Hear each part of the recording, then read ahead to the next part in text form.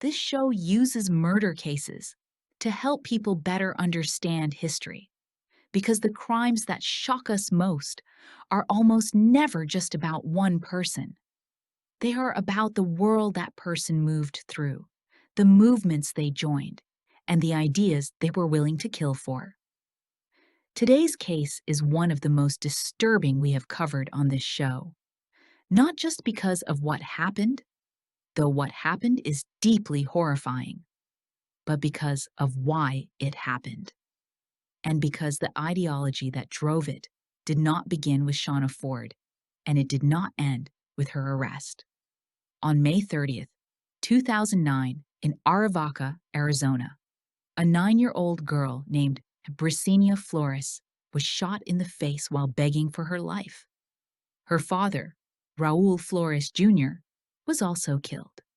Her mother, Gina Gonzalez, was shot 3 times and survived only because she played dead, and then fought back.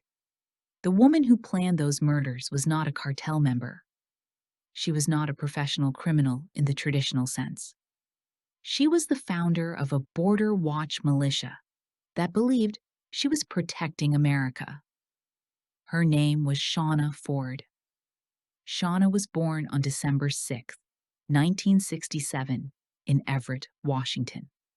Her early life was one of the most chaotic and painful backgrounds we have encountered on this show. During court proceedings, her attorney revealed that Shawna's family had a multi-generational history of incest and abuse. Her mother and grandmother had both been incest victims. Her mother, Rena Caudle, gave birth to 9 children by 5 different men and frequently abandoned her children to pursue relationships. By the time Shawna was 5 years old, she had lived in 7 different households. She had endured poverty, molestation, and a foster mother who physically abused her. The research on childhood trauma and its long-term consequences is extensive. Children who experience this level of abuse, instability, and violation in their earliest years face profound challenges in forming healthy attachments, regulating emotions, and building stable lives. That is not an excuse for what Shawna Forde eventually did, but it is context that matters. As a teenager, Shawna accumulated juvenile records for theft and prostitution. As a young adult, the legal issues continued. In 1989, a male friend sought a protection order against her, claiming she had physically attacked him and threatened to harm herself. She was married 4 times. One of her husbands sexually and physically abused her. By her late 30s, she was facing theft charges. And then, around 2006, Shawna Forde found something that gave her a sense of purpose, identity, and belonging that the rest of her life had never provided. She found the Border Watch movement. To truly understand Shawna Forde, you have to understand that she did not invent the movement she joined. She inherited it, and that movement has roots that go much deeper into American history than most people realize.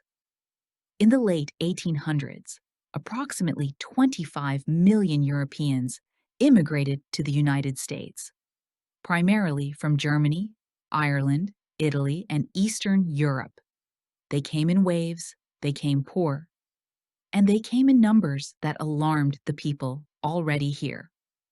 In response, a powerful anti-immigration movement emerged, driven by people who called themselves nativists. They argued that these new arrivals would change American culture, take American jobs, and dilute what they considered the nation's true character. The nativists failed.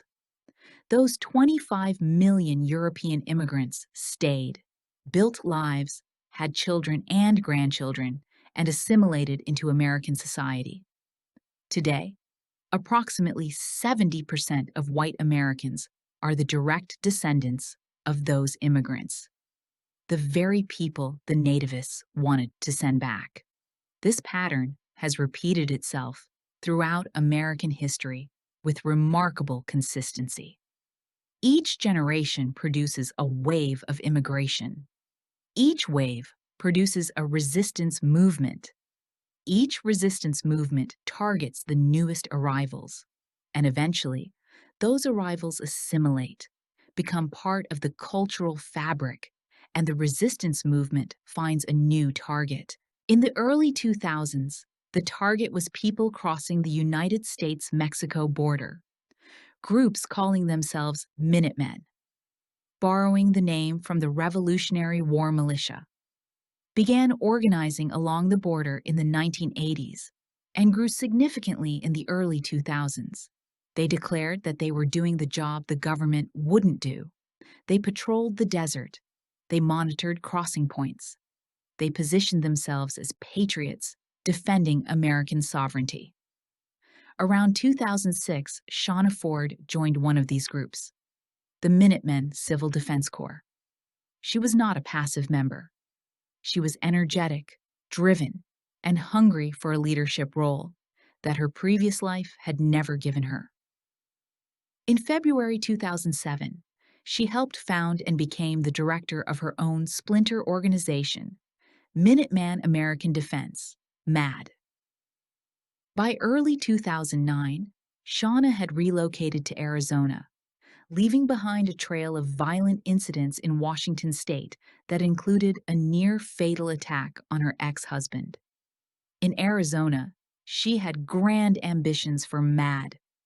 She wanted to purchase a 40-acre property in southern Arizona and establish a base of operations from which her group would train what she called a super militia to patrol the border and fight the Mexican drug cartels. There was one significant problem. MAD had almost no money. Shawna's solution was audacious and deeply reckless. She decided that MAD would rob Mexican drug cartels operating in Arizona and use the proceeds to fund their operations. They would, as she saw it, take the cartel's money and use it to fight the cartel. A kind of poetic justice in her mind. To identify cartel targets, she enlisted a man named Albert Gaxiola, a local with drug connections who had already served 8 years in prison on drug charges. To handle the operational side, she recruited MAD's National Director of Operations, a man named Jason Eugene Bush, a man with an extensive criminal record that included an execution-style killing in 1997 and suspected involvement in 2 additional homicides. Together, the 3 of them began planning a robbery. Albert identified their target, a man named Raul Flores, whom he claimed was a member of the drug cartel. Shawna told the group at one planning meeting that Raul's home contained up to $3 million in cash and drugs. There was no evidence to support that claim, but the group believed it, or wanted to believe it. Over several months, they planned the attack in detail, ultimately scheduling it for the end of May 2009.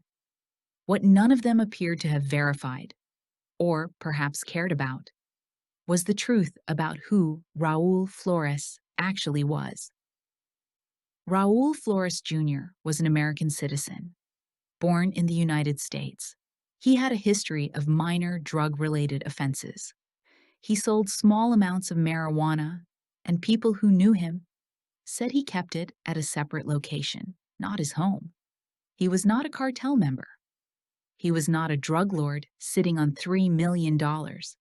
He was a 29-year-old man living in Arivaca, Arizona, with his wife, Gina, and their 9-year-old daughter, Brisenia. In the early hours of May 30th, 2009, Shawna Forde, Jason Bush, and Albert Gaxiola approached the Flores family home in Arivaca wearing camouflage.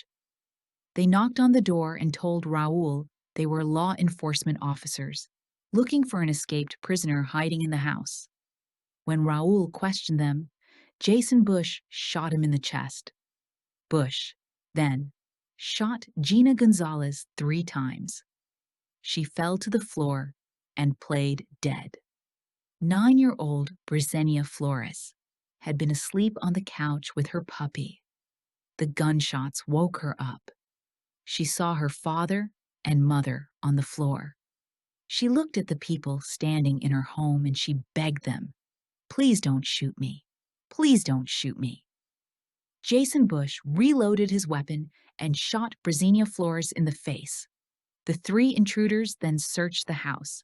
They found no drugs, no cash, no $3 million. They found cheap jewelry and Gina's wedding ring, which they took. Then they left. The moment they were gone, Gina Gonzalez, shot 3 times, bleeding, and having just watched her husband and daughter be murdered, picked up her phone and called 911. While she was on the phone, Shawna Forde came back. She had decided Gina needed to die. She returned to the house with Bush and told him to finish the job. But Gina Gonzalez was not finished. While still on the phone with the 911 dispatcher, she reached for her husband's gun and exchanged fire with the attackers. She hit Bush in the leg. The killers fled. Emergency services arrived. Raul Flores Jr. and Brisenia Flores were dead. Gina Gonzalez survived. Gina identified her attackers. Investigators moved quickly. Within 2 weeks, Shawna Forde, Jason Bush, and Albert Gaxiola were all under arrest. The evidence against Shawna was overwhelming. Police found her in possession of Gina's jewelry, including the wedding ring taken from the home. Cell phone records revealed text messages and recorded conversations between the 3 conspirators that detailed the planning of the attack. At the crime scene, investigators found an AK-47, a silver revolver, and blood from Bush's leg wound, along with fingerprints and DNA. The prosecution's position was clear. Shawna Forde had not pulled the trigger, but she had planned everything. She had recruited the people who pulled the trigger. She had identified the target, organized the operation, and returned to the scene to ensure the only surviving witness was silenced. In February 2011, a Tucson jury convicted Shawna Forde of 2 counts of first-degree murder and sentenced her to death. Jason Bush was also sentenced to death. Albert Gaxiola received a life sentence. Shawna has maintained her innocence, claiming she was set up as part of a government conspiracy to destroy the Border Watch movement. An ally continues to run a website advocating for her release. Very few people find the conspiracy theory credible. The motive in this case operated on 2 levels simultaneously, and understanding both is important. On the surface, the motive was financial. Shawna needed money to fund MAD, and she had decided the best way to get it was to rob people she had convinced herself were drug cartel members. The robbery was the point. The murders were the means of eliminating witnesses. But underneath that surface, a motive was something deeper and more ideological. Shawna and her associates had dehumanized the Flores family before they ever approached the door. They believed, or told themselves they believed, that Raul and his family were illegal immigrants, cartel operatives, threats to America. That framework of dehumanization made the violence easier to commit. It made it easier to ignore a 9-year-old girl's pleading. It made returning to finish off a wounded mother easier to contemplate. That is what ideology does at its most dangerous. It does not just motivate violence. It makes violence feel righteous. The Flores family was American citizens. Raul sold small amounts of marijuana. His daughter, Brisenia, was 9 years old and sleeping on a couch with her puppy.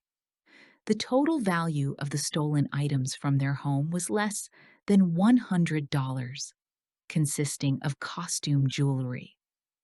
At the end of every episode, if I can find the killer's birthday, I take a look at their zodiac sign because it gives us an interesting lens through which to view who they were. Shawna Forde was born on December 6, 1967. That makes her a Sagittarius. Sagittarians are known for their fierce independence, idealism, and absolute conviction in their beliefs. They are adventurers and risk takers, people who throw themselves into causes with a passion that can border on recklessness.